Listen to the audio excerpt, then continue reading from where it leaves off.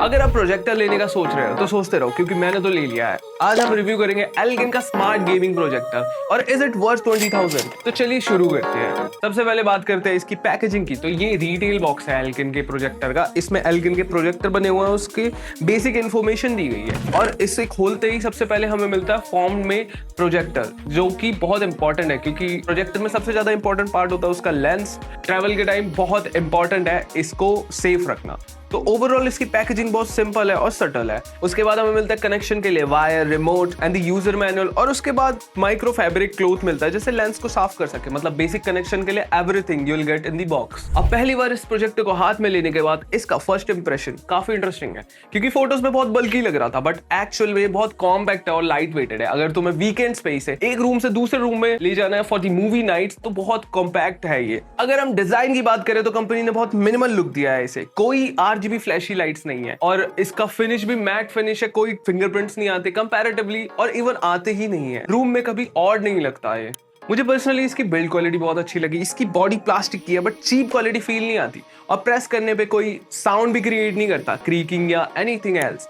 अब अगर कनेक्टिविटी देखें तो ऑलमोस्ट सारे पोर्ट्स मिल जाते हैं इसमें। Power input, HDMI, USB, audio output, मतलब चाहे लैपटॉप कनेक्ट करना हो, पेन ड्राइव चलानी हो या एक्सटर्नल ऑडियो डिवाइस यूज करनी हो, बेसिक कनेक्टिविटी ऑप्शन अवेलेबल है। और अच्छी बात तो ये है सारे पोर्ट्स इजीली एक्सेसिबल पोजीशन पे है और वायरिंग मैनेजमेंट में भी कोई इशू नहीं आएगा आपको। बॉक्स के साथ जो रिमोट मिलता है उसका लेआउट काफी सिंपल है। बटन्स प्रॉपर्ली स्पेस्ड है, नेविगेशन करते वक्त कंफ्यूजन नहीं होता। और क्योंकि प्रोजेक्टर एंड्रॉइड पर रन करता है, रिमोट का यूज काफी फ्रीक्वेंटली होने वाला है, इसलिए इसका रिस्पॉन्सिव होना इंपॉर्टेंट था।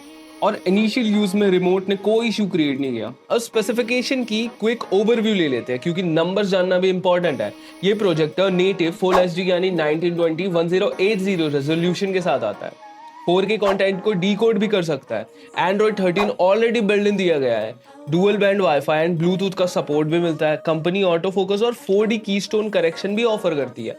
और ब्राइटनेस के लिए 12,000 लुमिनेंस क्लेम करती है।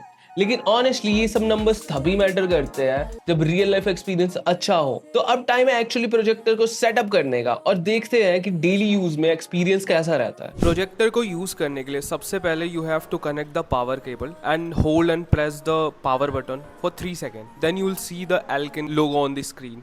Now you have to navigate from the remote, click the setting button and input source. Just make sure कि आपने HDMI से कनेक्ट किया है कि USB से। And now you are good to go.